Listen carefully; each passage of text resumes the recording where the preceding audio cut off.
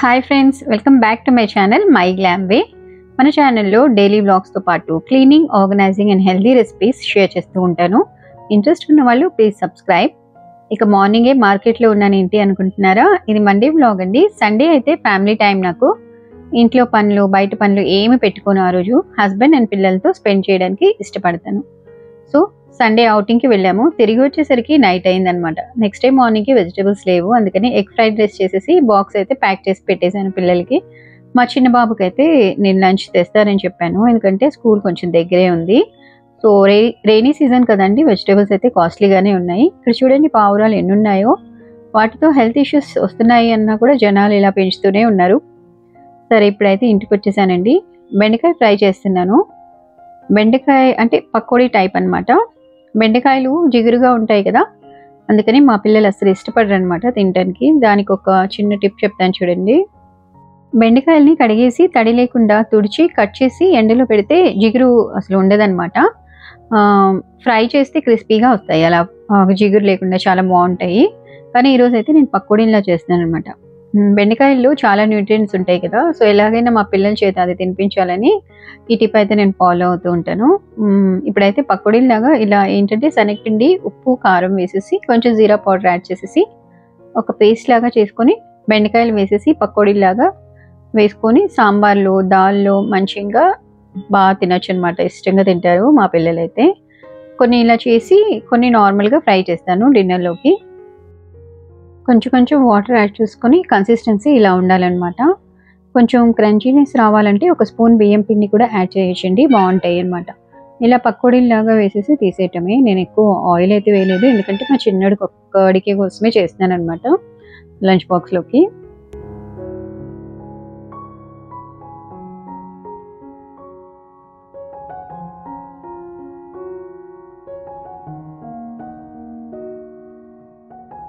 బాగా వచ్చాయండి, సాఫ్ట్గా కూడా ఉన్నాయి. కొంచెం లోపలైతే సాఫ్ట్, పైన క్రంచీగా ఉందన్నమాట. బెండకాయలు తినని పిల్లలకి ఇలా చేసి పెట్టండి. అండ్ ఇది ఈవినింగ్ స్నాక్స్ లాగా కూడా చేసేయచ్చండి, పిల్లలు తింటారనమాట. ఇప్పుడైతే లంచ్ తీసుకొని స్కూల్కి వచ్చేసాను. పర్మిషన్ తీసుకుని వెయిట్ చేస్తున్నాను. ఇక్కడైతే ఎన్సీసీ సెలెక్షన్స్ జరుగుతున్నాయండి. పిల్లలు చక్కగా డిసిప్లైన్గా వస్తున్నారు.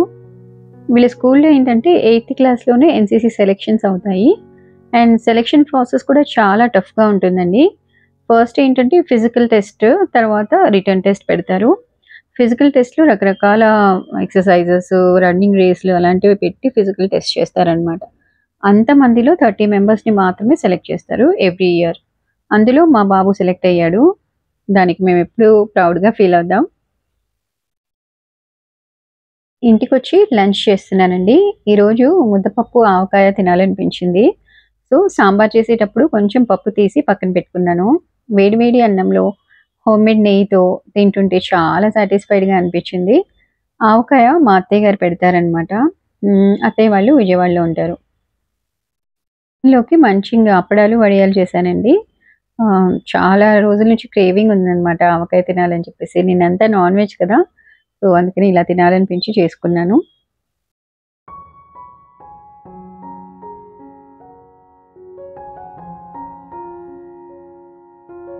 కిచెన్లోకి కొన్ని కొత్త వస్తువులు తీసుకున్నానండి, అవి చూపిస్తాను. ఈ గ్లాస్ జార్స్ డీమార్ట్లో తీసుకున్నాను అనమాట. అంటే మొన్న వెళ్ళినప్పుడు ఊరికే జస్ట్ అలా చూస్తుంటే నచ్చాయి, తీసుకున్నాను. చిన్న సైజ్ అండి ఇవి.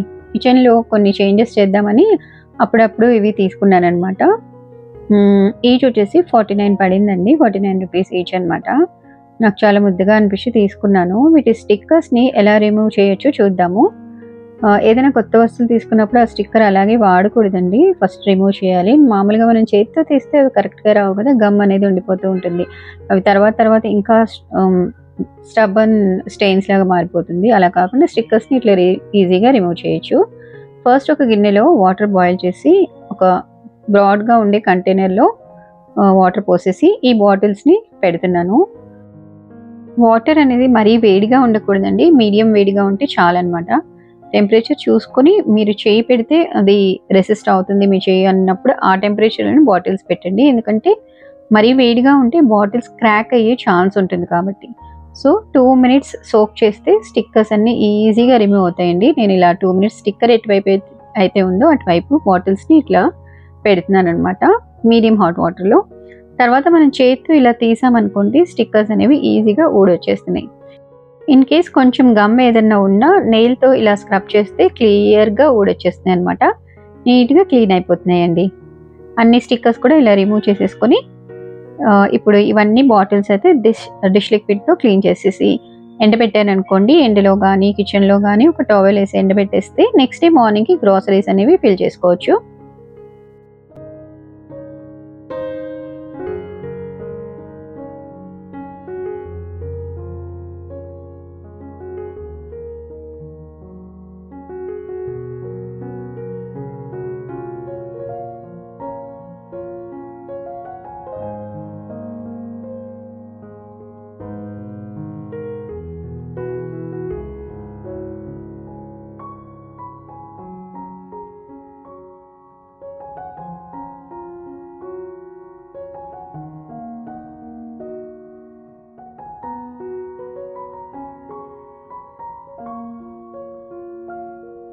అన్నీ క్లీన్ చేసేసిన తర్వాత ఒక కిచెన్ టవల్ మీద అన్నీ కూడా డ్రై చేసేస్తున్నాను.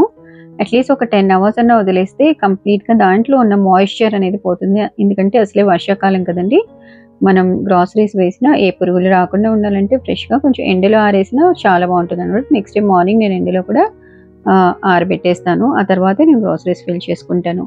ఈ స్టోరేజ్ బాక్సెస్ ఏమో మీషోలో ఆర్డర్ చేశానండి. టీ, కాఫీ, షుగర్ వేసుకుందామని. నా దగ్గర ఒక ఆర్గనైజర్ ఉందన్నమాట. అందులో ఈ 3 సెట్ అవుతాయి. అండ్ దట్ టు బాటిల్స్ మీద షుగర్, టీ అని లేబుల్ చేసి ఉన్నాయి కదా. సో ఇంట్లో ఉన్న వేరే ఫ్యామిలీ మెంబర్స్ కూడా ఈజీగా ఫైండ్ అవుట్ చేసుకుంటారు. అందుకని ఇది తీసుకున్నాను. నాకు నచ్చిన విషయం ఏంటంటే ఈ కంటైనర్స్కి 2 లేయర్స్ ఉన్నాయన్నమాట.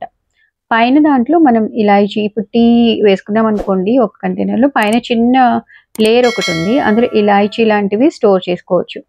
నేను వీటిని ఎలా ఆర్గనైజ్ చేస్తాను అనేది ఈ వీడియోకి కంటిన్యూషన్ వీడియోలో తప్పకుండా చూడొచ్చు. ఇక మన ఆడవాళ్ళకి ఎంతో ఇష్టమైన కొన్ని స్టీల్ సామాన్లు కూడా తీసుకున్నాను. అయితే నా కిచెన్ చిన్నది కాబట్టి నా కిచెన్ సామాన్లు మినిమల్గా ఉండేటట్టు చూసుకుంటాను. నా పాలసీ ఏంటంటే ఎంతో అవసరం అయితే తప్ప ఒక కొత్త వస్తువు అయితే తీసుకోనండి.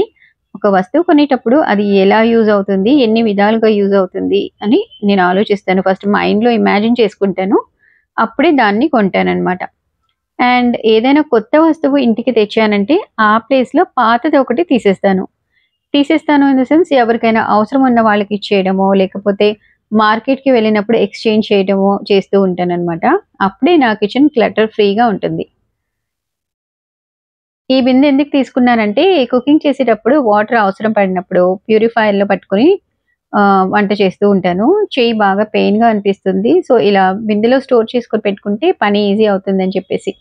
ఇది మా మమ్మీ, మా అత్తయ్య ఎప్పటి నుంచో ఫాలో అవుతూ వస్తున్నారు. కొత్తగా నేను క్రియేట్ చేసింది ఏమీ కాదులేండి. ఈ హ్యాండిల్ ఉన్న టిఫిన్ జంతికలు అవి స్టోర్ చేద్దామని తెచ్చాను. అండ్ ఈ ప్లేట్స్ అయితే చాలా ఎలిగెంట్గా ఉన్నాయండి. స్క్వేర్ షేప్లో వచ్చి దాని మీద ఒక చెట్టు డిజైన్ కూడా ఉంది. చాలా నచ్చింది నాకైతే. సెట్ ఆఫ్ 4 తీసుకున్నాను. దాంతోపాటు కర్రీ కానీ చట్నీ కానీ సర్వ్ చేద్దామని చిన్న బౌల్ కూడా తీసుకున్నాను అనమాట. భలే క్యూట్గా ఉన్నాయి కదా.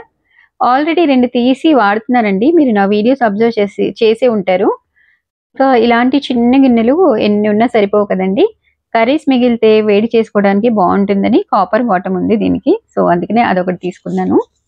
అండ్ ఈ బౌల్స్ చూసారా, ఇవి చాలా రకాలుగా యూజ్ అవుతాయండి. చపాతీ పిండి కలపటానికి, వెజిటేబుల్స్ వాష్ చేసుకోవడానికి, చికెన్ మ్యారినేషన్కి, వండిన కూరలు తీసి పెట్టుకోవడానికి, అలా మల్టీపర్పస్గా యూజ్ చేసుకోవచ్చు. ఇవి సెట్ ఆఫ్ 2 తీసుకున్నాను. ఇవన్నీ కూడా ఆగ్రోమెక్ హైదరాబాద్లో తీసుకున్నానండి. అది ఒక స్టీల్ ఫ్యాక్టరీ అనమాట. ప్రైస్, క్వాలిటీ అన్నీ చాలా బాగుంటాయి. ఇదేం ప్రమోషనల్ వీడియో అయితే అస్సలు కాదని. నేను ఎప్పుడు స్టీల్ సామాన్లు తీసుకోవాలని అక్కడికే వెళ్తాను. అఫోర్డబుల్ ప్రైసెస్ ఉంటాయి అనమాట. అండ్ ఫంక్షన్స్కి, రిటర్న్ గిఫ్ట్స్కి తీసుకోవాలన్నా మీరు అక్కడ ట్రై చేయండి. అసలు వెరైటీస్ అయితే చాలా చాలా ఉంటాయి అనమాట. ఒక్క బౌల్ ఇక్కడైతే 200 రూపీస్ ఉంటే, ఫర్ ఎగ్జాంపుల్ చెప్తున్నాను, ఒక బౌల్ 200 అనుకోండి. అదే సేమ్ బౌల్ బయట మీకు 400 ఉంటుంది. అంత డిఫరెన్స్ ఉంటుంది అనమాట ప్రైజెస్లో. రిటర్న్ గిఫ్ట్స్ కావాలనుకున్న వాళ్ళైతే ఖచ్చితంగా అక్కడే ట్రై చేయండి. మీరు ఇన్ కేస్ హైదరాబాద్లో ఉన్న, వేరే ప్లేసెస్లో ఉన్న, మీకు బల్క్లో కావాలన్నప్పుడు ఖచ్చితంగా వచ్చి విజిట్ చేసి తీసుకెళ్ళొచ్చు. క్వాలిటీ సూపర్‌గా ఉంటాయి. ప్రైజెస్ కూడా అఫోర్డబుల్ ఉంటాయన్నమాట. అండ్ ఈరోజైతే మా అపార్ట్మెంట్‌లో ఒక చిన్న పాప బర్త్‌డే ఉందండి. ఒక స్పెషల్ గిఫ్ట్ ఇద్దామని చిన్న DIY హెయిర్ బ్యాండ్ చేస్తున్నాను. దానికి రెడీ అవ్వాలన్నా, అన్నీ వేసుకోవాలన్నా చాలా ఇష్టం అనమాట. నాకెలాగో ఆడపిల్లలు లేరు కాబట్టి ఈ ముచ్చట తనతో తీర్చుకుంటూ ఉంటాననమాట. She is just 5 years old. Normal plastic hair band ఉంటుంది కదండీ! అదొకటి తీసుకొని ఒక ఫ్యాన్సీ నెట్ క్లాత్ ఇలా చుట్టేస్తున్నాననమాట దానికి రౌండ్‌గా. ఇట్లాంటి హెయిర్ బ్యాండ్స్ మార్కెట్‌లో అవైలబుల్ ఉంటాయి. కాకపోతే నాకు ఔట్ ఆఫ్ మై ఇంట్రెస్ట్. నాకు ఇలా DIY చేయటం చాలా ఇష్టం అనమాట. సో, ఈ ఫ్యాబ్రిక్ అనేది ఇట్లా రౌండ్ చుట్టేసి ఎడ్జ్‌లో ఏంటంటే మనం స్టార్టింగ్ ఎడ్జ్‌కి ఫ్యాబ్రిక్ గ్లూ పెట్టేసాను.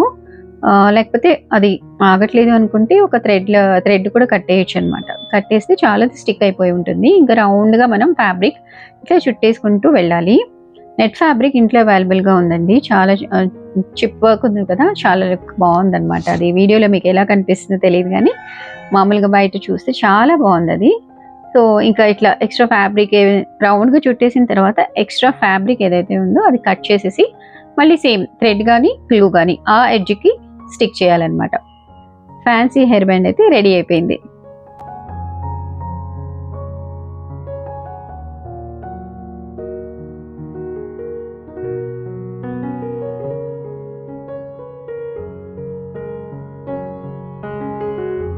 ఇంకా ఆ పాపకి ఇద్దామని చెప్పేసి ఒక ఫ్యాన్సీ పౌచ్ అయితే తీసుకున్నాననమాట. తన ఐటెమ్స్ అన్నీ వేసుకుంటది కదా! ఫ్యాన్సీ ఐటెమ్స్ అని. ఓన్లీ పౌచ్ ఇస్తే ఏం బాగుంటుందని చెప్పేసి గిఫ్ట్ అయితే ఇట్లా కస్టమైజ్ చేస్తున్నానండి. కొన్ని ఐటెమ్స్ కూడా యాడ్ చేస్తున్నాననమాట అందులో. ఒక స్టిక్కర్ ప్యాకెట్, తర్వాత అందులో ఒక నెయిల్ పాలిష్, ఒక హెయిర్ క్లిప్స్, బ్యాంగిల్స్, తర్వాత తనకి ఇష్టమైన ear rings, pressing ear rings అనమాట.